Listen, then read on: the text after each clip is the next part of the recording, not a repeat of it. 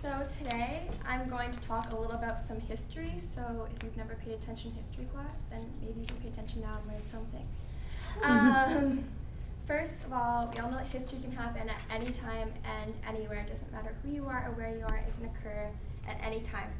And as time passes by, there's different historic events that could be known as either positive ones or negative ones. And today I want to reflect on events that have happened from the 1700s to today in consecutive order, but not just any events that happened on this day, March 18th.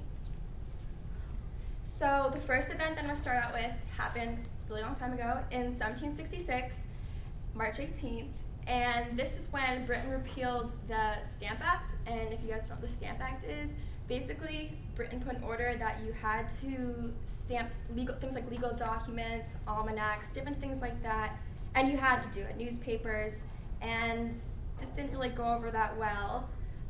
There were many different riots that turned out very violent, and it was ultimately removed because obviously they're not too happy that not only are you forcing us to buy these stamps and put them on things, but you're also going to tax us too. And shopkeepers also agreed together that they weren't going to sell items from Britain anymore, just so it would end. Now, the second thing happened March 18th, 1850, and it is the founding of American Express. So it's been around for a long time, 1850, by Henry Wells and William Fargo. And it didn't start out as the bank that we know today. It didn't start out as this huge thing. It was actually just first started out as an express mail and located just in Albany, New York. That's how it started. Nothing to do with money, just express mail.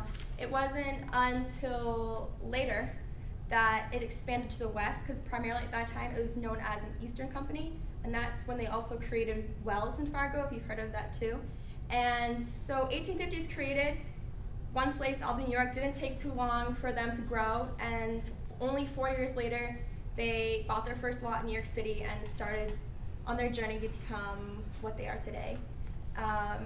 Then on a more serious note, much time later, 1917, something occurred, and it was the Germans that sunk the U.S.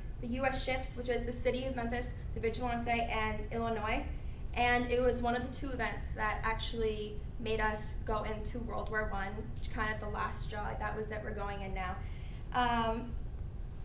The U.S. entered war 18 days later. Kind of the reason why it was a shock to America at that time is that we had no idea it was coming whatsoever. We literally did not know, and we're completely surprised by it. And the other thing that was surprising is that they were actually merchant ships, and they were completely unarmed. So that was kind of a throw-off. Next, 1949 is when NATO was ratified, and if you don't know what NATO is, it's the North Atlantic Treaty Organization. And what it was a treaty that different countries signed, basically in simplest terms, that said, here, I'll sign it, and if there's an attack by another country comes in, you'll have our backs, basically is what it was. And it didn't really have much significance at first, for the first few years, basically just known as a political association. It didn't really make an impact until a few years later when the Korean War occurred, and that's when it took into account, that's when they needed help. And then countries came together, formed a military under two U.S. Supreme Court commanders. Now here's a silly one, happened in 1961, and that was the creation of the Pillsbury Doughboy. Actually, it started out as a story by a freelance writer from Minnesota, and it was a story about a little doughboy that a baker left overnight to rise, and the next day he was alive.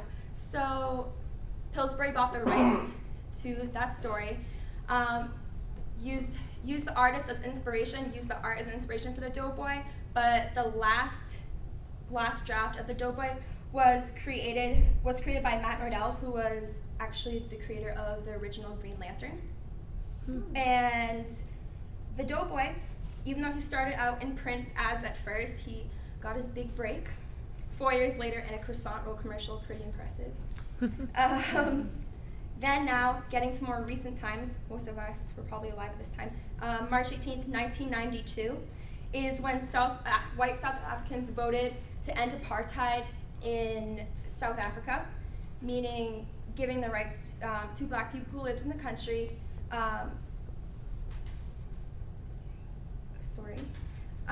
The vote affected South Africa really deeply, and because now people who are Black could actually run for office. And 2 years later, after it was passed, Nelson Mandela ran and won and became the first Black president of South Africa. And now I'm going to end with an event that happened today, March 18, 2011. And this is something that we've seen a lot in the news lately, and it has to do with Libya. And they declared an immediate ceasefire today and promised to stop military operations.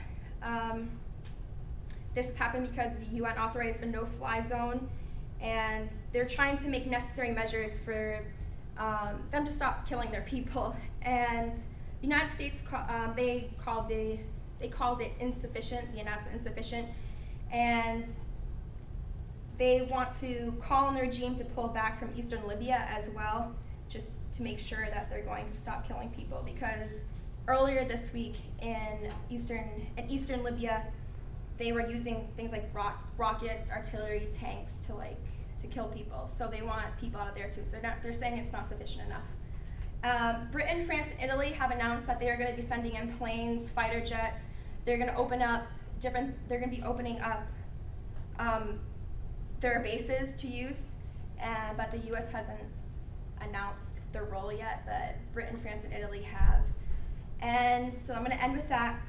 And I just want to end with this, and that each passing day, history can be made, and different events can happen, and all of us have the opportunity to make history. And unfortunately, the things I remember most are the bad things. So I just wanted to encourage you that great things can happen too. And a lot of times we think that we can't make history and we can never be those people that will make history, but somebody has to be that person. So it can be us. So.